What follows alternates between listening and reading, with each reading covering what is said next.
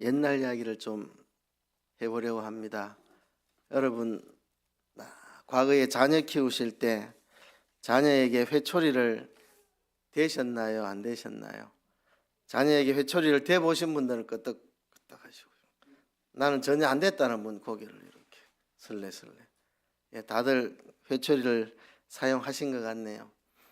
뭐 꼭 회초리를 댄 게 잘했다, 안 된 게 잘못됐다, 꼭 그런 이야기를 제가 하려는 건 아닙니다. 회초리도 아무렇게나 되면은 안 됩니다. 회초리를 대는 법이 있습니다. 회초리를 잘못 쓰면 그게 폭력이 될 수도 있고, 지혜롭게 잘 쓰면 회초리가 약이 되고, 또 매를 안 대신 분도 회초리보다 더 무서운 말로 엄한 매를 대셨으면 또 잘한 것일 수도 있고요. 그런데 어쨌든 잠언에는 매를 대라고 말씀하고 있습니다. 매를 대지 않으면 자식을 망치는 일이라고 잠언이 말을 하고 있습니다. 물론 바른 방법으로 매를 사용을 해야 합니다. 전에도 말씀드렸듯이 저도 매를 사용을 했었습니다. 오늘 제가 사용한 매를 지금도 가지고 있는데 들고 내려온다는 게 가방 입고 그냥 내려왔는데 저 그림에 나오는 것과 똑같이 생긴 매입니다. 저거는 저기 인터넷에 판매되는 건데 1,000얼마에 팔더라고요. 저거를 아주 싸게 파는데 옛날엔 그런 게 없어서 제가 직접 저 모양으로 똑같이 만들어 가지고 사용을 저도 했었습니다. 그렇다고 제가 매를 엄청 많이 때린 건 아니고 매댄 거 해봐야 몇 번 안 됩니다. 아이들이 아직 매를 맞아도 왜 맞는지 모를 나이에는 절대로 때리면 안 됩니다. 내가 왜 맞는지도 인식할 수 있는 능력이 안 되는데 때리면 그건 폭력입니다. 평생 상처 생깁니다. 내가 왜 맞는지 이제 알게 됐을 점 매를 대야 됩니다. 아이들이 이제 부모님을 간보는 때가 있습니다. 요 정도 저질러면 엄마가 어떤 반응이 있나, 그냥 넘어가네. 좀 더 강도 높게 또 저질러보고, 오늘도 그냥 넘어가네. 그 다음에 더 강도 높게 저지르고 엄마 아빠를 간보는 때가 있습니다. 그때 딱 매를 대면 한두 번만 되면 인생이 이런 게 아니구나, 내 마음대로 해서 되는 게 아니구나, 딱 버릇만 고치면 다시는 애가 매 맞을 일을 안 하더라고요. 그래서 정확하게 매를 대야 될 순간에 몇 번만 딱 되면 평생 매 안 돼도 괜찮은데 그거를 지혜롭게 잘 해야 됩니다. 과수원에서 자란 어떤 목사님 이야기를 들었습니다. 이 배나무를 어릴 때 꼴을 잡아주면 평생 그 모양으로 자란다고. 근데 어릴 때 꼴을 안 잡아주면 이제 이게 배나무 모양이 엉망이 돼가지고 열매를 제대로 못 맺는다 그러더라고요. 근데 다 큰 배나무를 꼴을 잡으려고 당기면 안 당기지든지 세게 당기면 부러지든지 하지 모양이 잡혀지지는 않는다고. 어릴 때 배나무의 꼴을 딱 잡아주면 평생 그 모양으로 간다 그러대요. 아이들 매대는 것도 정확한 시기에 정확한 방법으로 몇 번만 딱 되면 평생 매댈 일 없이 갈 수가 있습니다. 그래서 저도 우리 아이들에게 매를 사용했는데요. 아이들 매댈 때가 어디 있다고 때립니까? 이런 이야기를 참 많이 듣습니다. 목사님 천지 아예 때릴 때가 어디 있다고 때립니까? 저도 기억이 나는데요. 지금 우리 작은 아이가 큰 아이보다 키가 더 크고 힘도 더 셉니다. 어릴 때는 안 그랬습니다. 우리 큰 아이가 초등학교 들어가고 작은 아이는 어린이집 다닐 때 큰 아이가 훨씬 몸집도 크고 큰 아이가 한 대만 때려도 작은 아이 그냥 꼼짝도 못할 나이인데, 작은 아이가 큰 아이한테 깐족깐족 형아를 간보면서 장난을 걸면 형은 귀찮아가지고 아빠 동생이 자꾸 찝찝거리고 괴롭혀요 이렇게 말하면 제가 한 대 혼내라 그러면 안 그러지 이러면 우리 큰아이가 하는 말이 아빠 때릴 때가 어디 있다고요. 때릴 때가 있어야 때리지요. 이 어린 것을 내가 어떻게 때려요. 이렇게 우리 큰아이가 보기에도 그때는 큰아이하고 작은아이가 몸집 차이가 많이 나가지고 어린 동생을 도무지 때릴 수가 없어가지고 에이구 차라리 내가 괴롭힘 받고 말지 내가 이 어린 것을 어떻게 때린다고 이래서 큰아이가 작은아이 혼을 못 내더라고요. 네가 혼내라 그러면 안 그러지 이러면 때릴 때가 있어야 때리죠 이 어린 것을 이렇게 이야기했는데, 그런데도 저는 몇 번 저 매를 가지고 종아리를 때렸습니다. 왜? 사랑하니까. 그때 종아리를 한번 때려주면 평생 매를 안 돼도 순종하며 잘 살아갈 거니까 마음 아프지만 사랑하니까 매를 댈 수밖에 없었죠. 하나님도 하나님 자녀인 우리에게 매를 대시는가? 하나님도 우리에게 매를 대시죠. 우리를 사랑하시기 때문에 그렇습니다.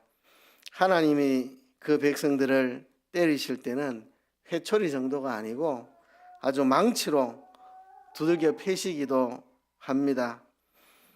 그런데 하나님께서는 하나님의 백성들이 하나님의 무서운 망치 아래서 돌이키기를 원치 않으십니다. 하나님은 망치로 두들겨 패지 않아도 바로 서기를 바라십니다. 그럼에도 불순종하면 결국 하나님의 망치 아래 놓이게 되겠죠. 오늘 읽은 이 본문은 하나님께서 그의 백성들에게 망치를 내리치신 무서운 이야기가 기록되어 있습니다. 이것을 왜 기록했을까? 이것은 이미 이 사건이 일어난 다음에 기록이 되었습니다. 이걸 왜 기록했을까? 이미 그들은 하나님의 망치 아래 처참하게 박살이 났습니다. 그건 돌이킬 수 있는 일이 아닙니다. 이걸 왜 기록했을까? 오늘 우리들을 위한 겁니다. 하나님께서 끝끝내 불순종하는 그의 백성들에게 망치를 내 휘두를 수밖에 없었는데 하나님은 이렇게 하기를 원치 않으신다. 너희는 이런 일 당하지 않도록 너희 스스로 회개하고 돌이키면 수월한데 이렇게 하나님의 망치를 내리치시지 않아도 되는데, 그죠? 너희 스스로 돌이키면 아주 쉽고 간단한데 하나님의 망치 아래 놓이게 되면 참 힘들고 어려워지는 것입니다. 그런 일을 또다시 겪지 말라고, 다시는 이런 일을 겪지 말라고 이걸 기록한 겁니다. 너희는 이런 일을 반복하지 말아라. 하나님의 그 간절한 마음, 하나님의 망치 아래서 회개하지 말고 하나님이 경고하실 때 그 음성을 듣고 회개하라고 이 말씀을 우리에게 주신 겁니다.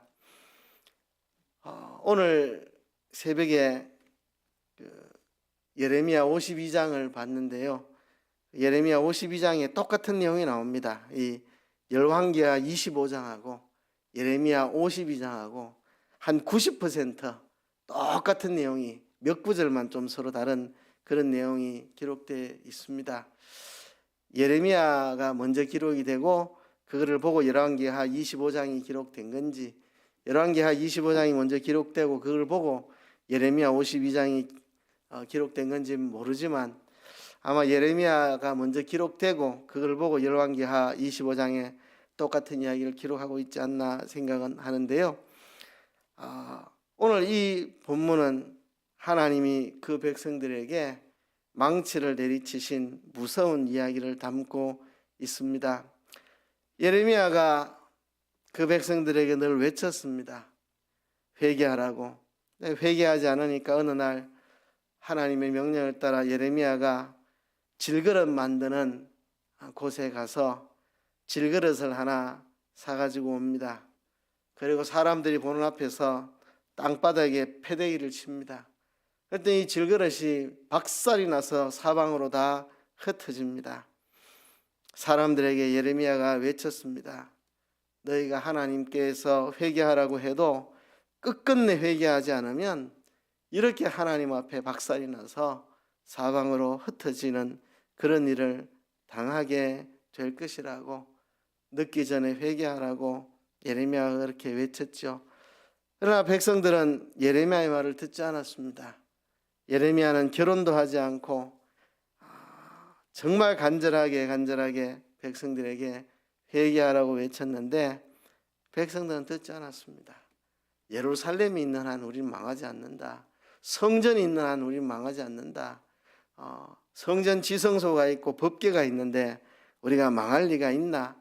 이러면서 회개할 생각을 그들은 하지 않았습니다. 드디어 하나님이 하나님의 명예가 걸린 그 한민족을 하나님이 박살을 내버렸습니다.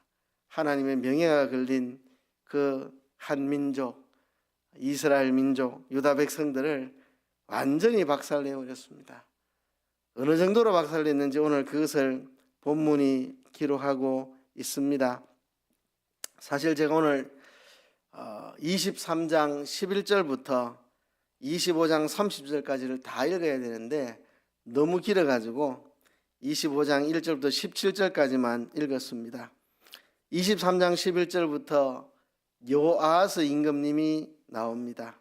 그리고 요야김 왕, 요야긴 왕, 시드기야 왕까지 이 네 명의 왕들에 대한 이야기를 오늘 좀 하려고 합니다. 주일날 제가 오전에는 히스기야 왕에 대해서 설교를 했고 오후에 요시야 임금님에 대해서 설교를 했죠. 이 요시야 임금님이 31년 통치를 했는데 여호와 보시기에 다윗처럼 정직하게 행하였고 그가 우상들을 다 없애고 율법책이 발견되어서 율법대로 정확하게 유월절을 지키고 모든 걸 율법대로 다 회복을 시켜놨습니다. 나라를. 그렇게 31년 통치를 했는데 이 요아스 임금님이 39살에 젊은 나이에 전쟁에 나가서 죽어버렸습니다. 8살에 왕이 되고 31년 통치하고 이제 39살에 애구왕 느고가 바벨론과 싸우기 위해서 올라오고 있었습니다. 그래서 갈그미스에서 바벨론과 전쟁을 벌이려고 올라오는데 그것을 막으려고 이 요아스 임금님이 군대를 이끌고 나가서 머깃도라는 곳에서 싸우다가 거기서 부상을 입고 돌아와서 죽고 말았습니다. 이 요시야의 죽음 참 가슴 아픈 일이죠. 정말 전무후무하게 하나님의 말씀 율법을 따라서 유월절을 지키고 모든 걸 바로 정확하게 율법대로 모든 걸 다 바로 세워놨는데 39의 나이에 전쟁터에서 부상을 입고 죽어버렸습니다. 예레미야는 그것을 슬퍼하며 애가를 지었다고 성경 기록하고 있는데요. 이 요시야가 죽고 난 다음 나라가 그렇게 오래가지를 못했습니다. 한 22년, 23년 후에 완전히 나라가 멸망해 버렸습니다. 요시야에게는 3명의 아들이 있었습니다. 첫째 아들 이름이 요야김, 원래는 엘리야김인데 요야김으로 이름을 바꾸었습니다. 요야김. 그 다음에 요아스, 그리고 시드기야. 첫째 아들이 요야김, 둘째가 요아스, 셋째가 시드기야입니다. 그리고 요야김의 아들이 요야긴입니다. 요시야에게는 손자가 되죠. 요야긴은. 이렇게 요시야의 3명의 아들과 1명의 손자, 이 4명이 요시야를 이어서 왕이 되는데요. 요시야가 31년 통치하고 젊은 날에 죽었는데 나머지 4명의 왕들 통치 기간 다 합쳐봐야 한 23년도 채 안 되는 기간입니다. 그렇게 요시야가 죽은 후 나라가 허물어지고 있다가 23년도 못 넘기고 나라가 망해버렸는데요. 그 역사들을 조금 이야기해 보려고 합니다. 요시야가 애구왕 바로느고를 막아 세우려고 전쟁에 나갔다가 돌아 부상에서 와서 죽었는데요. 그리고 요아스가 왕이 됐습니다. 이유는 모르지만 첫째 아들이 아니라 둘째 아들 요아스가 첫 번째로 왕이 되는데요. 요아스에 대해서 성경은 이렇게 기록합니다. 그 열조를 따라서 악을 행하였다. 그 요아스에 대해서 간단하게 그렇게 기록을 하고 있습니다. 요아스는 그 조상들을 따라서 열조들을 따라서 악을 행하였다. 그렇게 말을 하고 있습니다. 23장 32절에 보면 요아스가 그 열조의 모든 행위대로 여호와 보시기에 악을 행하였더니, 사실 이건 똑같습니다. 그 뒤에 가면 요야김도 열조를 따라서 그 모든 행위대로 악을 행하였다. 여호야긴도 그 조상들을 따라서 악을 행하였다. 시드기야도 열조를 따라서 악을 행하였다. 네 명의 왕 똑같이 설명하고 있습니다. 열조의 모든 행위대로 여호와 보시기에 악을 행하였다. 이 네 명의 왕들이 똑같이 조상들을 따라서 악을 행하였다. 그렇게 기록하고 있습니다. 아버지 요시아를 따르지 않고 할아버지 요시아를 따르지 않고 그 위의 조상 아몬과 므낫세와 같이 악을 행하는 왕들이었다. 네 명의 왕 다 그 열조를 따라 악을 행했지. 그들의 아버지, 그들의 할아버지 요시아 임금을 따른 사람은 아무도 없었습니다. 이 여호아하스 임금님은 석 달밖에 왕위에 있지 않았습니다. 애굽 왕 바로느고가 와서 여호아하스를 잡아가 버렸습니다. 요시아가 죽고 여호아하스가 왕된 지 석 달 만에 여호아하스를 잡아서 애굽으로 데려가 버렸습니다. 그리고 애굽 왕이 요야김을 왕으로 세웠습니다. 원래는 엘리야김인데 이름이 엘리야김인데 요야김으로 이름을 바꾸고 왕을 세우고 떠나갔습니다. 이 요야김은 두 번째로 이제 왕이 됐죠. 맏아들인데 둘째 아들 여호아하스가 석 달 왕이 되고 그 다음에 이어서 이제 두 번째로 여호야김 맏아들이 왕이 됐는데 11년 통치를 하였습니다. 여호야김은 자기를 왕으로 세운 사람이 애굽 왕이잖아요. 애굽 왕이 동생을 폐위시키고 애굽에 잡아가 버렸고 여호아하스는 애굽에서 죽었고 이제 형 여호야김을 왕으로 세워놨는데 여호야김은 애굽 왕이 자기를 왕으로 세워서 거기에 대한 고마움 때문인지 친애굽 정책을 펴고 이 바벨론에 대해서는 적대적인 정책을 펼쳤습니다. 그런데 애굽 왕 바로느고가 이 바벨론과 전쟁을 벌이는데 갈그미스 전투에서 애굽이 패전했습니다. 그래서 애굽은 바벨론에게 패전함으로 이 유다 나라도 결국 이제는 애굽이 아니라 바벨론의 영향권 안에 들어가고 말았습니다. 그때 하나님이 예레미야를 통해서 여호야김에게 말을 했는데 하나님의 뜻입니다. 유다 백성들의 범죄로 인해서 하나님이 바벨론을 섬기고 그 아래 복종하라고 그렇게 하셨습니다. 그렇게 말을 하는데 여호야김은 듣기 싫어했습니다. 그 말을 듣기 싫어했습니다. 그래서 계속해서 친애굽 정책을 펼치고 바벨론을 적대시하고 예레미야의 말을 듣지 않았죠. 이 여호야김이 예레미야를 어떻게 했냐 하면 예레미야가 이제 감금을 당해가지고 어떻게 나가서 활동을 할 수 없어서 예레미야를 돕고 있던 바룩이라고 하는 사람에게 예레미야가 다 불러주고 바룩이 예레미야의 말을 다 적어가지고 나가서 백성들에게 외칩니다. 하나님의 말씀을 외치는데 결국 그게 이제 그 왕의 신하들의 귀에 들어가고 신하들이 바룩을 불러서 그 예레미야가 써서 불러주고 바룩이 기록했고 그 내용을 이제 낭독시켜 보고 이걸 왕에게 또 가서 고합니다. 왕이 그 두루마리 갖고 와라 해서 왕 앞에서 이제 예레미야가 기록한 두루마리를 읽는데 여호야김 왕은 그 두루마리를 읽으면 읽은 만큼 칼로 찢어가지고 불살라버리고 또 읽으면 읽은 만큼 또 찢어가지고 불살라버리고 또 읽으면 읽은 만큼 찢어서 불살라버리고 그렇게 했습니다. 여호야김이 하나님의 말씀을 듣지 않고 저렇게 대항을 했습니다. 여호야김은 참 악한 왕이었습니다. 무지한 피도 많이 흘리고 그렇게 악한 일을 많이 했던 왕입니다. 이렇게 여호야김 때에 결국은 바벨론 1차 포로가 일어납니다. 바벨론 군대가 친애굽 정책을 하고 바벨론을 저항하는 여호야김을 공격하려고 군대를 몰고 와가지고 결국 군사력으로 유다를 굴복시키고 귀족들을 중심으로 포로로 잡아가고 왕궁의 보물들도 이렇게 빼앗아가고 성전의 기구들도 빼앗아가고 그렇게 빼앗아 갔습니다. 1차 포로가 일어났죠.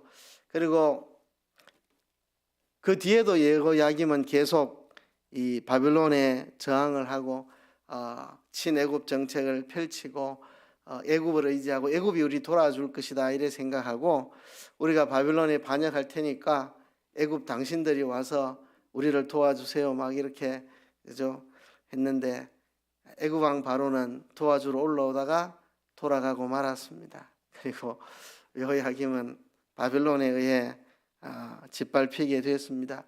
여호야김은 결국 바빌론의 침략으로 죽게 되는데요. 어디서 어떻게 죽어서 어떻게 매장됐는지 성경 어디에도 기록하고 있지 않습니다. 예레미야서에 보면 예레미야가 예언을 합니다. 여호야김은 하나님 말씀을 듣지 않아서 죽임을 당하는데 그 시체가 버림이 되고 어디에 있는지 사람들이 시체를 수습할 수도 없이 그렇게 시체가 버려지게 될 것이라고 예레미야가 예언을 했고 예레미야 예언대로 여호야김은 바빌론의 침략을 받고 죽었는데 그 시체가 어디 있는지도 모르고 그냥 그렇게 버려지고 말았습니다. 여호야김이 참 11년 통치하고 비참하게 죽어서 시신도 수습이 안 되고 그냥 어딘가에 버려져 그렇게 최후를 맞이했습니다. 이 바빌론 왕은 이제 여호야김을 죽였고 여호야긴을 왕으로 삼았습니다. 여호야김의 아들 여호야긴을 왕으로 삼았는데 석 달밖에 통치하지 못했습니다. 성경은 여호야긴도 여호와 보시기에 악을 행하였다고 그렇게 기록을 하고 있습니다. 이 여호야긴 때에 2차 포로가 이루어집니다. 여호야긴은 바빌론의 포로로 끌려갑니다. 바빌론의 포로로 석 달 만에 왕된 지 석 달 만에 바빌론의 2차 포로로 끌려가게 됩니다. 1차 포로에 끌려갔던 사람 중에 한 사람이 다니엘이었고 그리고 2차 포로 때 끌려간 사람 중에 하나가 에스겔 선지자고 그렇게 다니엘은 1차 포로 때 끌려가서 바빌론 제국에서 하나님의 선지자로 예언 활동을 했고 에스겔은 2차 포로 때 끌려가서 예언을 했던 선지자고 그렇습니다. 석 달 만에 여호야긴은 끌려갔습니다.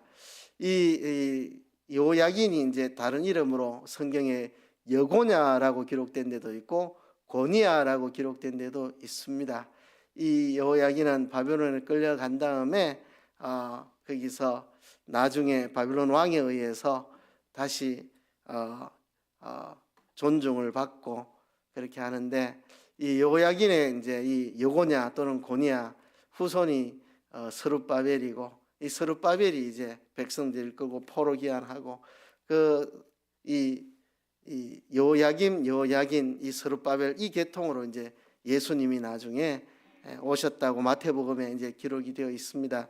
이 여호야긴이 이제 합법적인 그러니까 여호야김 왕의 아들로서 이제 합법적인 왕 계통이고 이제 포로 잡혀가서 거기서 이제 왕위는 잃어버렸지만 그 계통이 계속 이어져서 이제 예수님으로 예수님 탄생으로 이어지는데요. 아무튼 이 여호야긴은 석 달 만에 바빌론의 포로로 끌려갑니다. 그리고 네 번째 왕이 이제 시드기야입니다. 여호야긴에게는 삼촌이죠. 여호야긴에게는 삼촌인데 이 삼촌 시드기야를 이제 왕으로 세워놨습니다. 바빌론에서.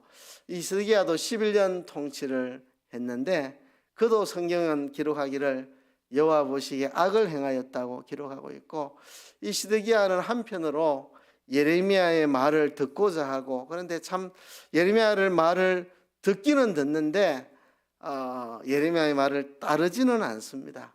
그런 사람들이 있죠. 그래서 호기심을 가지고 하나님의 사람들의 말을 들으면서도 그대로 따르지는 못하는 시드기야는 이것도 아니고 저것도 아니고 조금 유약해 보이는 좀 그런 스타일.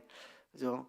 예레미야의 말을 좀 두려워도 하고 좀 예레미야의 말을 좀 심각하게 고민도 하고 불러서 이야기도 듣긴 듣지만 결국은 예레미야를 따르지 않는 악한 길로 가는 이 시드기야.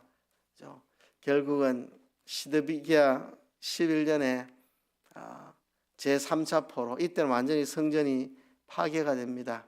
오늘 본문에 보면 이제 이 시드기야 왕부터의 내용이 나옵니다. 제가 앞부분은 성경을 다 읽을 수 없어서 23장 31절부터 읽어야 되는데 다 읽을 수 없어서 제가 25장만 읽었고 앞부분 제가 이야기만 해드렸습니다. 여호아하스, 여호야김, 여호야긴 이 세 명의 왕들은 이야기를 했고, 이제 시드기야 왕 때 이야기가 오늘 본문에 나옵니다.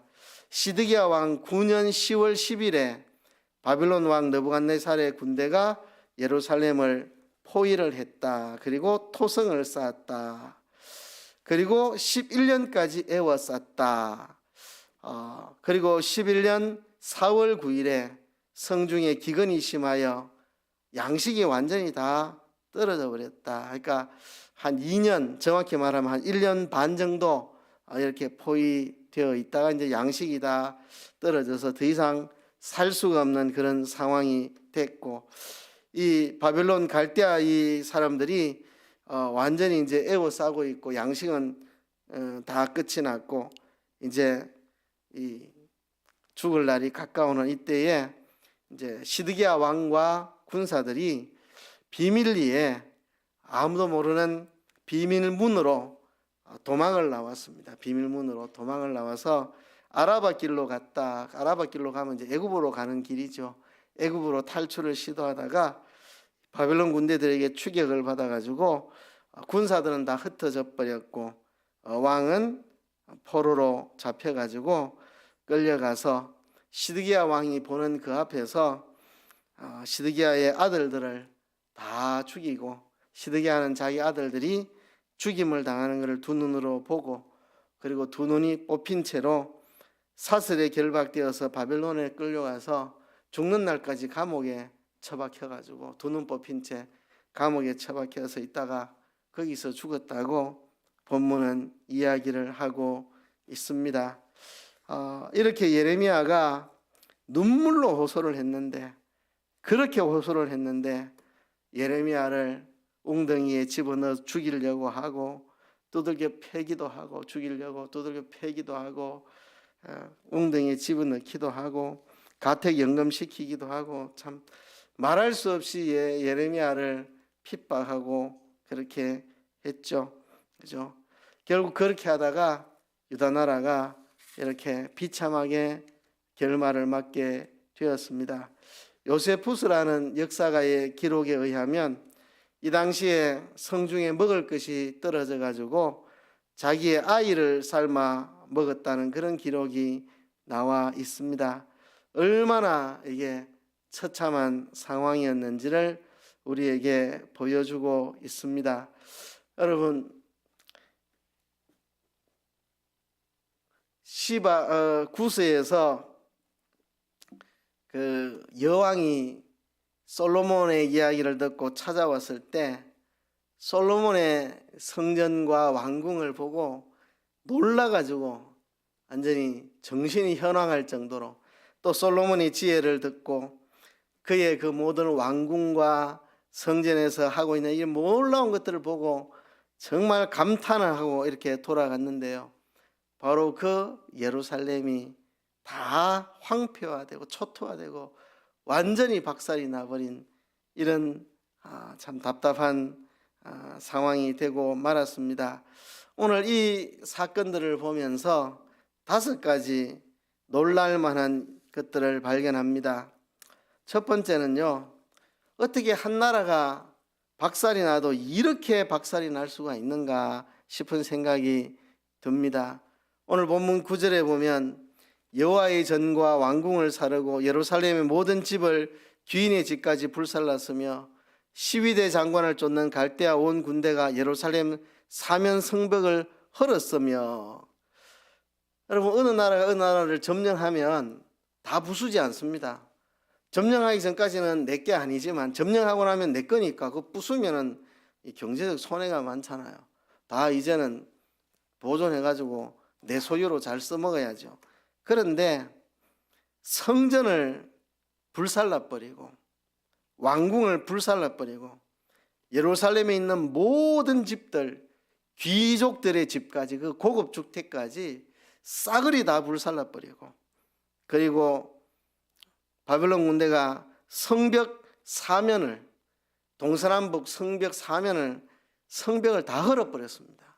성벽 그거 쌓는 게 얼마나 힘든 일인데 성벽을 그냥 싸그리 다 헐어버리고, 그리고 백성들 중에 쓸만한 사람들 포로로 다 끌고 가고, 빈천한 자만, 가난한 자만 포도원을 다스리고 농사를 짓도록, 그래야 포도농사 지어가지고 조공을 바칠 테니까 그렇게 했습니다. 그러니까 완전히 철저하게 짓밟았다는 겁니다. 여러분, 솔로몬이 지은 성전은 얼마나 웅장하고 아름답고 대리석과 백향목을 얼마나 멋지게 지은 성전인데, 그죠? 서바 여왕이 와서 보고 눈이 뱅뱅 돌아갈 정도로 감탄하고 돌아갔던 여호와의 전 성전이 불타고 왕궁이 불타고 귀족의 집까지 모든 예루살렘 집이 다 불타고 성전이 동서남북으로 다 성벽이 다 흘려지고 쓸만한 사람들을 다 포로로 잡아가고 빈천한 사람만 조금 남겨두었다. 이렇게 철저하게 박살이 났다는 거죠. 어떻게 한 나라가 박살이 나도 이렇게 철저하게 박살날 수가 있나, 이런 생각. 첫 번째. 두 번째 놀라는 것은요, 이들이 하나님의 백성들이었다는 겁니다. 하나님이 그렇게 사랑하셨던 백성, 하나님이 택하신 백성, 아브라함을 불러서 아브라함의 후손으로 이스라엘 민족이 나오게 하시고, 하나님 열재앙으로 애굽을 쳐서 이스라엘 백성들을 하나님 품에 안으시고 애굽에서 데리고 나와서 가나안 땅에 들이셔가지고 그곳에 살게 했던 하나님의 특별한 사랑을 받고 있는 그 백성들이 이렇게 됐다는 게 참 놀라운 일입니다. 애굽에 나와서 시내산 앞에서 그들의 우상 만들어, 금송아지 만들어 섬길 때 하나님이 진노해서 다 죽여버렸다 이러실 때 모세가 기도했죠. 하나님, 이 백성들은 하나님의 백성들인데 이들 다 죽이면 세상 사람들이 뭐라 하겠습니까?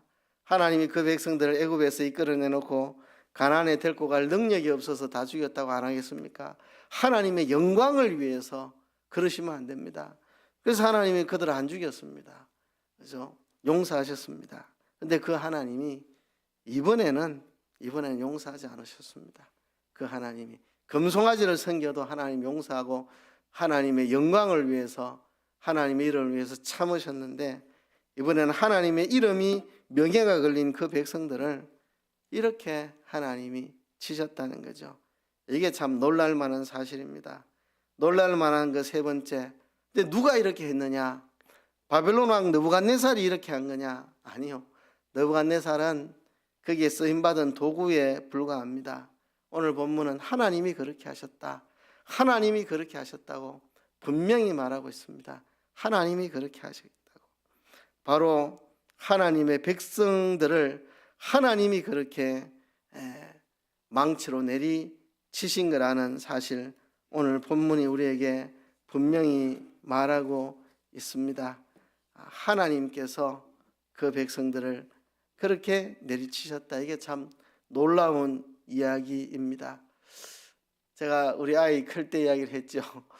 적은 애가 큰 형한테 좀 깐족깐족거리면 형이 아빠 동생이 자꾸 간적거려요, 혼내줘라 이러면 때릴 데가 어디 있어서 때려요, 이 어린 것을. 근데 하나님이 그 백성들을 이렇게 무섭게 내리치셨다는 거죠. 자비로우신 하나님께서 그 사랑하는 백성들을 이렇게 무섭게 내리치셨다는 것입니다. 오늘 이 본문에서 더 놀라운 사실이 있습니다. 네 번째로, 이런 역사를 경험하고도 이스라엘 백성들은 배우지를 못했습니다. 이런 걸 보면 배워야 될 거 아닙니까? 왜 이거를 기록했겠습니까? 열왕기하 25장. 다시는 이런 일 없도록 해라, 다시는 이런 일 안 생기게 하라, 우리에게 교훈하려고 주신 거잖아요. 그런데 이스라엘 백성들은 배우지를 못했습니다. 650년 후에 똑같은 사건이 또 일어납니다. 예수님께서 이 땅에 오셔서 예루살렘을 보시고 우시면서 예루살렘아 예루살렘에 하시면서 예수님이 탄식을 하시죠. 돌 하나도 돌 위에 첨 놓이지 않고 다 무너지리라. 참 내가 너희를 돌이켜 보려고 얼마나 많은 하나님의 사람들을 보냈는데 너희가 듣지 않고 결국은 너희들이 이렇게 비참하게 망하게 될 것이다. 예수님이 예언하셨는데 그 예수님의 예언하신 그대로 주 72년경에 로마 군인들에 의해서 똑같은 일이 벌어졌습니다. 두 사건을 보면 너무나 똑같습니다. 선지자들이 외쳐도 말 듣지 않아서 바벨론에 의해서 그래 됐는데 마지막에 예수님이 오셔서 말씀하셔도 예수님의 말씀조차도 그들이 듣지 않고 결국 이렇게 되었다는 거. 바벨론 군대에 의해서 몇 년 동안 포위되어 있었던 것처럼 로마 군인들에게 똑같이 몇 년 동안 포위되어 있었고 바벨론 군대도 잠시 포위를 풀었다가 두 번째 포위해서 이래 했는데 로마 군인들도 잠시 포위를 풀었다가 두 번째 포위해서 예루살렘을 멸망을 시켰는데 오늘 보는 것처럼 바벨론에 의해서 망할 때도 성전 불타고 왕궁 불타고 집들 다 불타고 성벽 다 헐어지는데 로마 군인들도 똑같이 그렇게 했습니다. 다 불지르고 성벽을 다 헐어버렸습니다. 돌 하나도 돌 위에 첨 놓이지 않을 정도로 다 헐어버렸습니다. 똑같은 상황이 650년 뒤에 똑같이 재현됐습니다. 정말 놀라운 것은 이런 것을 보고도 그들은 배우지 못하고 650년 뒤에 똑같은 일을 당했다는 것입니다. 오늘 본문에서 가장 놀라운 일 다섯 번째. 그런데 우리도 이걸 못 배우고 있다는 게 문제입니다. 내 자신도 이걸 보고도 정신 못 차리고 있는 내 자신. 오늘 우리들도 이 두 번의 사건을 보고도 역시 정신을 못 차리고 있는 우리들의 모습 아니냐는 것입니다. 로마서 15장 4절에 보면 무엇이든지 전에 기록한 바는 우리의 교훈을 위하여 기록된 것이니 그래 말했습니다. 전에 기록된 건 다 우리의 교훈을 위해 기록된 것입니다. 우리 이 두 번의 사건을 보고도 정신 못 차리고 있는 우리 자신은 아닌가, 우리 자신을 반성해 봐야 할 것입니다. 오늘 본문은 우리에게 이렇게 말씀합니다. 닫힌 귀 곧은 목으로 끝까지 버티면 결국 하나님의 망치 아래 놓이게 된다는 것입니다. 닫힌 귀 곧은 목, 이것이 우리를 파멸의 길로 인도한다는 것이 본문이 우리에게 말씀하고 있는 겁니다. 귀를 제발 틀어막지 말고 목을 곧게 하지 말고 하나님의 경고의 말씀을 들을 때 회개하라고 본문이 우리에게 말하고 있습니다. 그래서 여러분 본문을 통해서 두 가지 이야기를 합니다. 첫째는 하나님의 경고를 가볍게 여기지 말라는 것입니다. 하나님이 강단에서 설교를 통해서 말씀하시기도 하고 여러분들 스스로 성경 읽으실 때 성경 말씀을 통해 말씀하시기도 하고 여러분들이 기도할 때 기도 가운데 하나님이 말씀하시기도 하고 여러분들이 길 가면서 생각할 때 묵상할 때 여러분 신앙 양심을 통해서 여러분에게 말씀하시기도 하고 여러분에게 뭔가 경고를 하실 겁니다. 이렇게 해서는 안 된다. 이거 고쳐라. 이거 회개해라. 이거 회개하지 않으면 하나님한테 징계받는다. 이거 빨리 고쳐라. 하나님이 그렇게 말씀하시는 게 있을 것입니다. 여러분 그 하나님의 경고의 말씀에 우리가 귀를 틀어막고 목을 곧게 해서는 안 된다는 사실입니다. 하나님의 경고의 말씀을 가볍게 여겨서는 안 된다는 것입니다. 여러분 기도하는 중이든 설교 듣는 중이든 여러분 혼자 성경을 묵상하는 시간이든 어떤 시간이든 여러분 양심을 통해 기도할 때 성령의 감동을 통해 여러분에게 말씀하실 때 그 하나님의 경고를 가볍게 여기지 말고요. 회개를 늦추지 맙시다. 회개를 늦추는 것만큼 어리석은 일이 없습니다. 몸 아플 때 병원 가서 치료 안 받고 병 키우는 것만큼 바보 같은 일 없잖아요. 그죠? 아프면 빨리 가서 치료받는 게 지혜로운 건데 늦추면 늦출수록 병을 키우는 겁니다. 여러분 우리가 회개를 늦추지 않도록 그렇게 합시다. 회개는 너무 이른 법도 늦은 법도 없습니다. 회개는 빠를수록 좋습니다. 회개가 너무 이른 경우는 없습니다. 빠를수면 좋습니다. 너무 늦은 경우도 없습니다. 언제든지 회개하면 하나님이 용서하실 겁니다. 그래서 회개할 기회가 있을 때에 지혜롭게 빨리 회개하는 그것이 복 있는 사람입니다. 여러분, 하나님의 경고를 가볍게 여기지 말고 회개를 미루지 말라는 것이 오늘 본문이 우리에게 해주시는 경고의 말씀입니다. 여러분, 유다 백성들은 경고를 듣지 않다가 이 비참한 꼴을 당했고, 그거를 보고도 650년 뒤에 유다 백성들 로마에서 똑같은 일을 당했습니다. 이 두 가지 일을 보고도 하나님의 경고를 가볍게 여기고 회개를 늦추는 것은 정말 미련한 사람입니다. 오늘 본문의 경고를 듣고 우리가 하나님의 경고를 가벼이 여기지 말고 뭔가 하나님이 회개하라는 신호를 보내주시면 늦추지 말고 바로 회개의 열매를 맺는 지혜롭고 복된 우리들이 되기를 주의 이름으로 축복합니다.